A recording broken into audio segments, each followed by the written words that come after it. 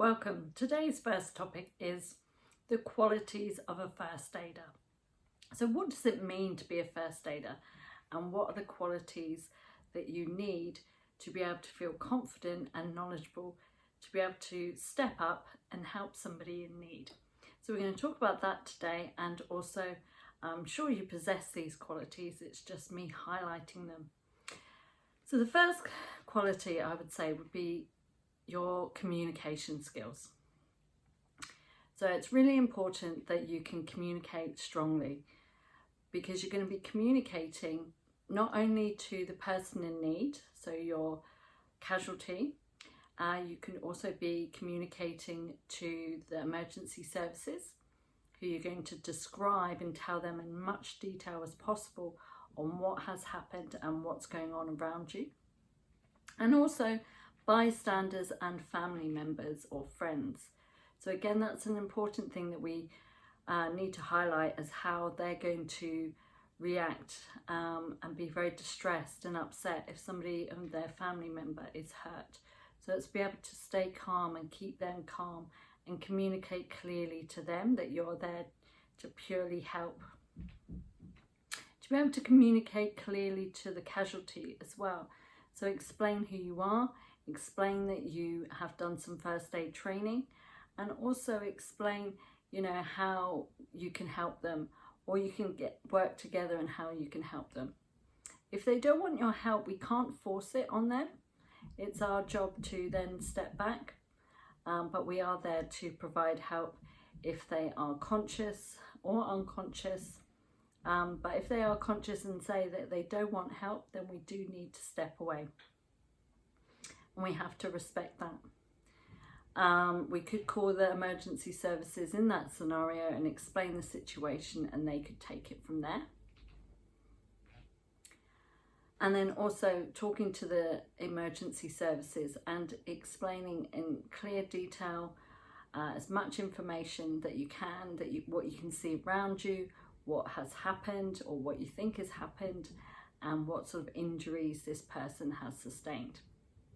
Obviously, if this person is not breathing, then excuse me, that you'll need them also to help and give you guidance through that if you haven't done CPR training before. So communication is number one. Then also I would say is eyesight. So your sight to see what has actually happened. So you're the most important person in this situation. So if it is too dangerous, please don't approach. You can stand back and call the emergency services, and they'll be able to assist you from there. So you walk in slowly, stop, observe, see how many casualties there are, see who needs help. If there's traffic, is there anyone can help with the traffic? But your main priority is also to keep yourself safe. Also, we have knowledge. So the more information that you read online, do courses, look at these videos, that you'll have more and more knowledge.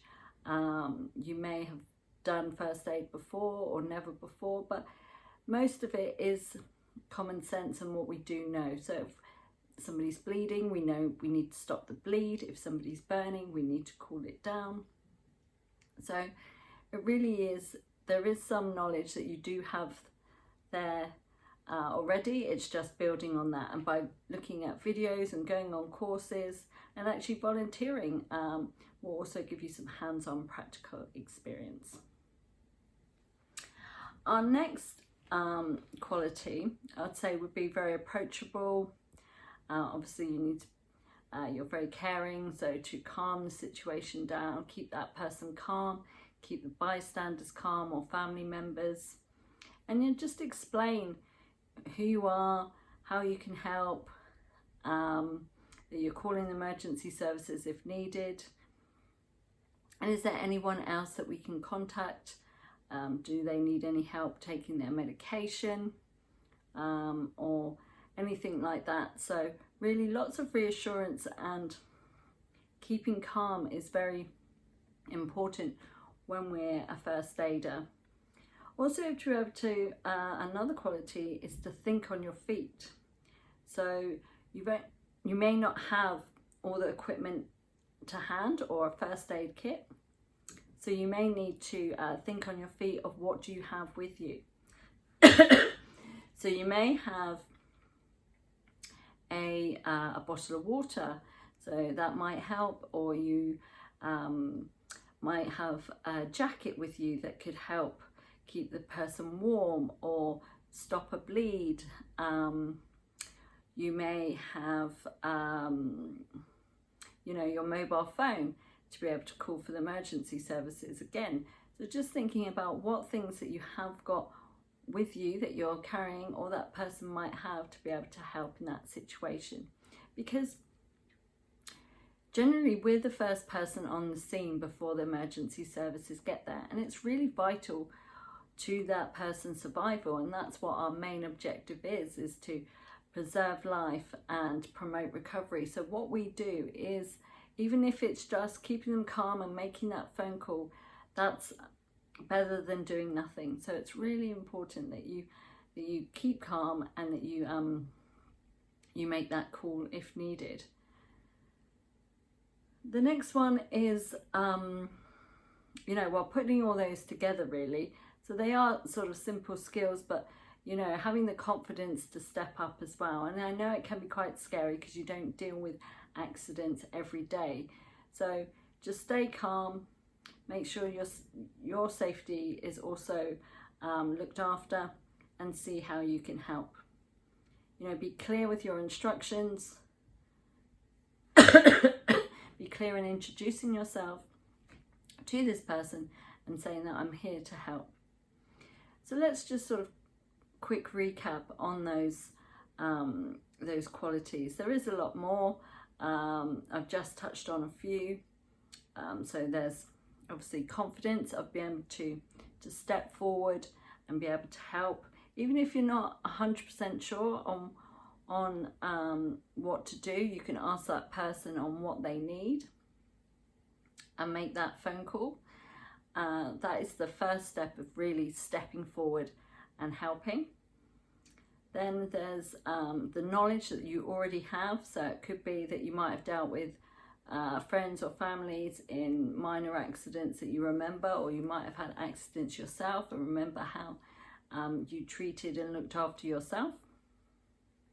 And then we've got that communication, so really clear communication between you and the casualty, you and the bystanders, and you and the emergency services. Also, we've got empathy and caring, great listening skills. So listen to what your casualty is telling you. Are they in pain? They need their medication. They have any medical conditions that they might make you aware of. Observe, do they have any sort of bracelets on them that might tell you what their medical condition is, or a card in their wallet.